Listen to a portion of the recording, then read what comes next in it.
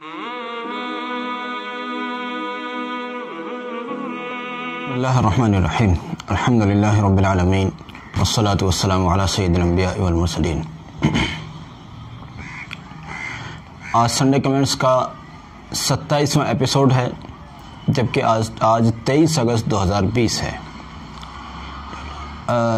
میں آپ کی معلومات کے لیے پہلے اپنی بات شروع کرنے سے پہلے آپ کی معلومات کے لیے ایک بات ذکر کرتا ہوں کہ ہم نے جس طرح سے سنڈے کمنٹس کا سلسلہ شروع کیا ہوا ہے، اس میں لوگوں کے فقہی سوالات ہوتے ہیں، ان کی روزمرہ کی ضروریات سے جڑے ہوئے، اسی طرح ہم نے روحانی مسائل سے متعلق، یعنی ذکر و اذکار اور عمل اور عملیات وغیرہ سے متعلق، ان کی حاجتیں، ان کی ضرورتیں، ان کی مشکلات سے متعلق، اس مشکل میں کیا پڑھیں اور اس مشکل کا مقابلہ کس طرح سے کیا جائے، اس ٹائپ کے مسائل کو لے کر ہم نے ایک روحانی ولاگ شروع کیا ہے روحانی مسائل کے نام سے، اور اس کو ہم جمعے کے دن نشر کر رہے ہیں۔ وہ جمعے کے روز آ رہا ہے، ابھی اس کا ایک ہی ایپیسوڈ ہم نے اس جمعے کو نشر کیا تھا۔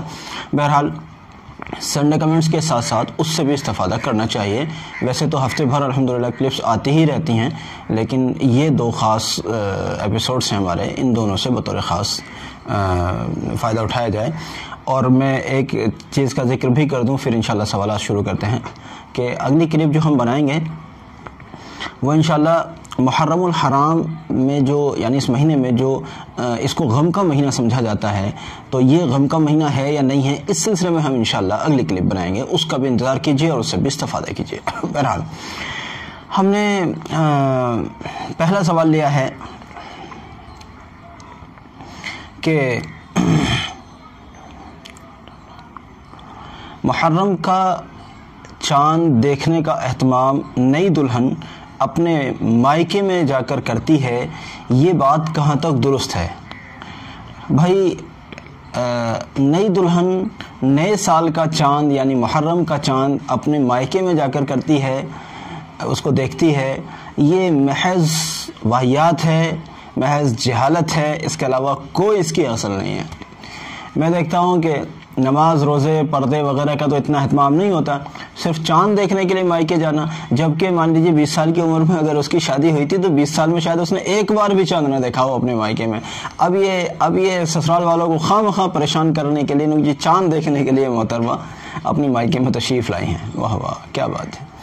ایسے ہی بعض لوگوں کو میں نے دیکھا کیا کہ شب برات کا چاند دیکھنے کے لیے مائکے جا رہی ہیں۔ یہ کیا غیر مسلموں کا سا سٹائل اختیار کر لیا، یہ آج راکھی باندھنے کے لیے مائکے جا رہی ہیں، آج پتہ نہیں ان کے کیا کیا ہوتا ہے کہ ان موقع پر مائکے جا رہی ہیں۔ ایسے آپ لوگ چلنے لگے کہ جی جب چاند دیکھنے جا رہے ہیں اب فلانے، یہ سب جہالت کی باتیں ہیں، ان کا شریعت سے دور کا بھی رشتہ نہیں ہے، دور کا بھی۔ آپ مائکے میں ہیں تو اور سسرال میں ہیں تو جہاں چاند دکھتا ہے وہاں دیکھیں، اور پھر کیا ضرورت ہے؟ خواتین اگر پردے کے ساتھ چاند دیکھ سکتی ہیں تو دیکھیں، اور پردے کا خلل اگر ہوتا ہے تو چاند دیکھنے کی کوئی ضرورت نہیں ہے۔ عورتوں کی بات کرو، مرد اس کام کو کرتے ہیں، وہ چاند دیکھتے بھی ہیں، اور آج کل ذرائع ابلاغ کے ذریعے سے انہیں معلوم بھی ہو جاتا ہے، بس آپ کو بھی معلوم ہو جائے گا گھر بیٹھے کہ چاند ہوا ہے یا نہیں ہوا ہے۔ تو یہ بہرحال جہالت کی بات ہے، اس کو ختم کرنا چاہیے۔ اگلا سوال ہے کہ محرم میں شادی کرنا کیسا ہے؟ بھائی جیسا دیکھو، بھائی شریعت میں یہ بات ہے کہ جب جوڑ کا رشتہ مل جائے تو شادی میں یعنی نکاح میں تاخیر نہ کی جائے۔ اب یہ جو تاخیر ہوتی ہے کہ جی 2 سال تک رشتہ اور 1 سال تک رشتہ، یہ ہماری جہالت کی بنیاد پر یہ تاخیر ہوتی ہے۔ اگر کسی کے ہاں کوئی مجبوری ہے تو چلو سمجھا، لیکن عام طور پہ جی ہم تو 2 سال تک رشتہ کریں گے، بھائی میں سخت الفاظ کہتا ہوں کہ بس آپ اپنی جہالت کا ثبوت دے رہے ہیں، 2 سال کے لیے رشتہ رکھ رہے ہیں۔ کئی بار ایسا ہوتا ہے کہ جی وہ دوسرا، ہمیں 2 بچوں کی شادی کرنی ہے، دوسرے کا رشتہ اور مل جائے پھر ہم شادی کریں گے۔ بھائی جس کا مل گیا اس کا رشتہ کرو، اس کا نکاح کرو، دوسرے کا جب ملے گا جب اس کا کر دینا۔ اب اصل میں اخراجات والی شادیاں ہوتی ہیں، اس لیے سوچتے ہیں کہ کچھ اخراجات پر فرق پڑے گا۔ میں کہتا ہوں اخراجات کو روکو اور نکاح کر دو، بس بات ختم ہوئی۔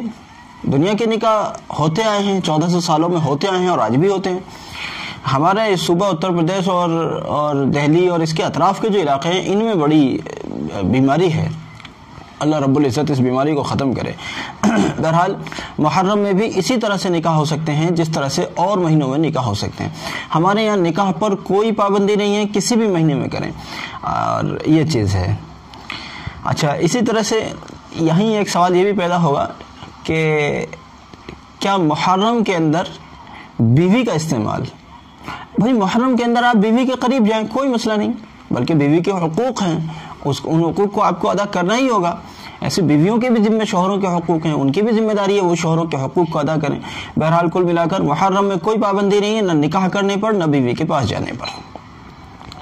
اگلا سوال ہے کہ محرم کے ماہ کو غم کا مہینہ کہنا کیسا ہے؟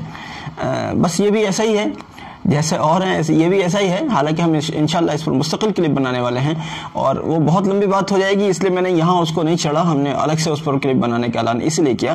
کل ملا کر یہ ہے کہ محرم بھی غم کا مہینہ نہیں ہے، غم کا مہینہ نہیں ہے. اور حضرت حسین رضی اللہ عنہ کی شہادت کی بنیاد پر اس کو غم کا مہینہ کہا جاتا ہے. تو اس وقت تو مختصر سن لیجئے، تفصیل کے لیے دوسری کلپ کا انتظار کرنا آپ کو پڑے گا. کہ مختصر یہ ہے کہ ہم شہیدوں کا غم نہیں منایا کرتے. کیوں نہیں مناتے؟ شہید زندہ ہے، شہید زندہ. میرے لیے دعا کر دیجئے اللہ رب العزت مجھے بھی شہادت کی نعمت عطا فرمائے، اور میں بھی دعا کرتا ہوں اللہ کرے امت میں یہ جذبہ پیدا ہو، امت میں جذبہ پیدا ہو. شہید تو زندہ ہے، حضرت حسین رضی اللہ عنہ شہید ہیں، یعنی زندہ ہیں. شہید جس کو کہا جائے سمجھ لو وہ زندہ ہے. قرآن نے اس کا اعلان کیا ہے، قرآن نے اس کا اعلان کیا ہے. جب شہید زندہ ہے تو پھر شہیدوں کا غم کیوں منایا جائے؟ یعنی زندوں کا غم کیوں منایا جائے؟ وہ تو زندہ ہیں، ان کے لیے تو. اور اگر مان لیجیے اپنی زندگی جیتے حضرت حسین رضی اللہ عنہ یا اور دوسرے حضرات تو زیادہ سے زیادہ 100 برس کی زندگی ہو سکتی تھی، پھر بھی جانا تھا. لیکن اب ایسی زندگی مل گئی کہ قیامت تک کی زندگی مل گئی. تو اب زندگی لمبی ملی یا اس وقت، اور پھر وہ اجر بھی ملا جو ملنا چاہیے تھا ایک شہید کو ایک شہادت پر. بہرحال وہ حضرت حسین رضی اللہ عنہ کے درجوں کو کون پہنچ سکتا ہے؟ حضرت حسن رضی اللہ عنہ، حضرت حسن ہو یا حسین رضی اللہ عنہ، ان کے درجے تو اللہ اکبر، جن پر نبی صلی اللہ علیہ وسلم جن سے ایسی والہانہ محبت فرماتے ہوں، بھائی ان کے درجوں کا کیا کہنے. لیکن پھر کل ملا کر یہ ہے کہ ان کی شہادت بھی، ان کی شہادت کا جو سالانہ دن ہے یعنی 10 محرم، وہ ہرگز بھی غم کا دن نہیں ہے. اس پر ہم انشاءاللہ تفصیل سے بات کریں گے دوسرے کلپ میں. اچھا، اگلا سوال ہے کہ محرم کے مہینے میں نئے وظائف بتائے جاتے ہیں، اس کی کیا حقیقت ہے؟ بھائی نئے وظائف بتائے جاتے ہیں، ان کی ویڈیو کلپ چل رہی ہیں، میں اور آپ دیکھ رہے ہیں، ان کی کلپس چل رہی ہیں. اس لیے وہ محرم کے وظائف نہیں بتاتے بلکہ وہ ہر مہینے کے وظیفے بتاتے ہیں. لو جی اس مہینے اب مان لیجیے محرم ہے، اب محرم کا موقع آ گیا تو انہوں نے محرم کے وظیفے بتانے شروع کر دیے. اگلا مہینہ سفر کا آئے گا تو وہ سفر کے وظیفے بتانے شروع کریں گے. مطلب جو بھی مہینہ آتا ہے وہ اسی مہینے کے وظیفے بتانے شروع کر دیتے. اللہ بہتر جانے یہ کہاں سے لائے بیچارے، کہاں سے لے آئے. کل ملا کر اگر ایسی کوئی بات ہے بھائی رمضان شریف میں قرآن زیادہ پڑھو گے تو یہ فائدہ ہوگا، بالکل سمجھ میں آتی ہے بات، یہ بات سمجھ میں آتی ہے نا. یا بھائی فلاں خاص موقع پر استغفار کثرت سے کرو گے تو یہ فائدہ ہوگا. چلو ویسے تو استغفار جب بھی کرو گے فائدہ ہی ہوگا، لیکن چلیے کوئی خاص. لیکن یہ کیا بات ہے کہ ہر مہینے کے لیے الگ وظیفے بتائے جاتے ہیں. بھائی دیکھو ان یوٹیوبرز سے تھوڑا سا ہوشیار رہو. یوٹیوب پر لوگوں نے اپنی بس سمجھ لیے اللہ بہتر جانے ان کو کیا نفع کس کو کیا حاصل ہو رہے ہیں. یوٹیوب پر آنکھیں کھول کر ہی سننا چاہیے، آنکھیں بند کر کے بالکل نہیں سنا جائے، کیونکہ یہاں ہر قسم کے لوگ بیٹھے ہیں. اپنی دکان چمکانے کے لیے بھی لوگ بیٹھے ہیں اور لوگ ایسے بھی بیٹھے ہیں جو آپ تک دین کی بات پہنچانا چاہتے ہیں. تو کل ملا کر ہر ایک کی بات کو نہ سنا جائے. یہ میں بہت اہمیت کے ساتھ کہہ رہا ہوں، ہر ایک کو نہیں سننا چاہیے. بس جس سے لگتا ہو یہ ہمارے ایمان اور ہمارے عقائد کو خراب نہیں کرے گا، ہمیں دین کی بات قرآن و سنت کی روشنی میں بتائے گا، بالکل آپ اس کو سنیں. لیکن ہر ایک کو نہیں سنیں. ہر ایک تو پتہ نہیں لوگ کیا بتاتے ہیں. میں تو دیکھتا ہوں بہت سارے لوگ ایسی باتیں بتاتے ہیں کہ میرے تو کان بگ جاتے ہیں. بھگاؤ اس کو یہاں سے، استغفر اللہ.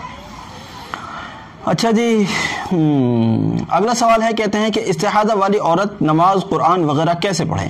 استحاضہ کہتے ہیں جو حیض کے علاوہ، حیض کے دن جو کم سے کم 3 دن، زیادہ سے زیادہ 10 دن ہوتے ہیں، حیض کے دنوں کے علاوہ جو بلڈ آتا رہتا ہے، جو خون آتا رہتا ہے، وہ یعنی اس کو استحاضہ بولتے ہیں. اور وہ بیماری ہے. ان دنوں میں نماز بھی پڑھنی ہوگی، قرآن بھی پڑھنا ہوگا اور روزہ بھی رکھنا ہوگا اگر رمضان شریف ہے تو. اور اگر کوئی قضا روزے رکھنا چاہتی ہے تو قضا روزے بھی ان دنوں میں رکھ سکتی ہے، حیض کے دنوں میں اور نفاس کے دنوں میں. حیض یعنی MC پیریڈ، اور نفاس یعنی جو بچہ ہونے کے بعد جو بلڈ آتا ہے وہ 40 دن تک آ سکتا ہے. تو اس میں نہیں کرنا ہے.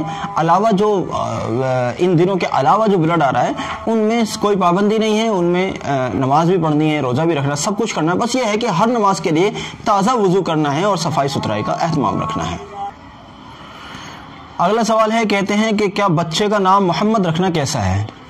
بھائی محمد جس بچے کا نام ہو اس بچے کے لیے بھی خوش نصیبی, اور جنہوں نے اس کا نام رکھا ہو ان ماں باپ کے لیے بھی خوش نصیبی. محمد نام سے اچھا نام کہاں سے لائیں گے؟ یا بھائی دو قسم کے نام بہت زیادہ اچھے ہوتے ہیں, یا تو ان کی نسبت اللہ رب العزت کی ذات کی طرف ہو یا رسول صلی اللہ علیہ وسلم کی طرف ہو. اب محمد تو نام بالکل نبی صلی اللہ علیہ وسلم کا نام مبارک ہے, تو بہرحال یہ تو بہت ہی مبارک نام ہے. رکھیں آپ بچے کا نام محمد, یہ بہت اچھی بات ہے اور بہت عظیم بات ہے, اور خوش نصیبی ہے اس بچے کے لیے جس کا نام محمد رکھا جائے. اگلا سوال ہے, کہتے ہیں کہ حضرت مجھے احتلام کثرت سے ہوتا ہے, کیا کروں؟ بھائی احتلام کثرت سے ہوتا ہے, اس کا ایک عمل اس وقت مختصر بتا دیتا ہوں. ایک تو یہ کہ سورہ والسماء والطارق کثرت سے پڑھنا چاہیے, یعنی روزانہ ایک مرتبہ کم سے کم پڑھ لینا چاہیے. اور بعض بزرگوں نے لکھا ہے کہ اپنے سینے پر اپنی انگلی سے عمر لکھ لینا چاہیے. یہ بھی ایک چیز ہے, یہ انشاءاللہ احتلام نہیں ہوگا. اگلا سوال ہے, یہ کہتے ہیں کہ شام کو یا رات کو جھاڑو لگانے سے مفلسی آتی ہے. بھائی کوئی قرآن و حدیث کی بات تو ہے نہیں کہ صاحب حدیث میں ہو کہ صاحب شام میں جھاڑو لگانے سے, اگر گندگی ہو رہی ہے تو جھاڑو لگائیے شام میں بھی. مسلمان صاف ستھرا رہتا ہے, اور جب خود صاف ستھرا رہتا ہے تو اپنے گھر کو, اپنے بدن کو, اپنے کپڑوں کو, سب چیزوں کو صاف ستھرا رکھتا ہے. تو رات کو بھی اگر گندگی ہو گئی ہے گھر میں اور ضرورت ہے تو جھاڑو لگائیں, آپ صفائی کریں, کیا دقت ہے؟ اور خاص طور سے گھروں میں ہم دیکھتے ہیں کہ گھروں میں بعض جو غیر سلیقہ خواتین ہوتی ہیں وہ رات کو برتنوں کو دھوتی نہیں ہیں بلکہ صبح کے لیے رکھ دیتی ہیں کہ صبح, یہ بے سلیقہ پن ہے. رات کو برتنوں کو ضرور دھو کر رکھنا چاہیے, یہ صفائی کا بھی تقاضا ہے. اور حدیث میں ہے کہ برتن دعا کرتا ہے. بھائی جب برتن کو صاف کر دیا جائے تو برتن دعا کرتا ہے اپنے صاف کرنے والے کے لیے, اس لیے برتن کو رات کو دھو کر رکھنا چاہیے, صاف کر کے رکھنا چاہیے, اور رات کو اگر ضرورت ہے تو جھاڑو بھی لگائی جا سکتی ہے. اور یہ جو حضرات منع کرتے ہیں یہ کوئی حدیث کے حوالے سے نہیں کہتے کہ صاحب حدیث میں منع ہے رات میں جھاڑو لگانا, بالکل ایسا کچھ نہیں ہے. اگلا اور آخری سوال ہے, یہ کہتے ہیں کہ اگر نکاح خواہ لڑکے سے صرف ایک مرتبہ قبول کرائے تو نکاح درست ہوگا؟ جی ہاں, اگر ایک مرتبہ بھی قبول کرایا جائے تو نکاح درست ہے.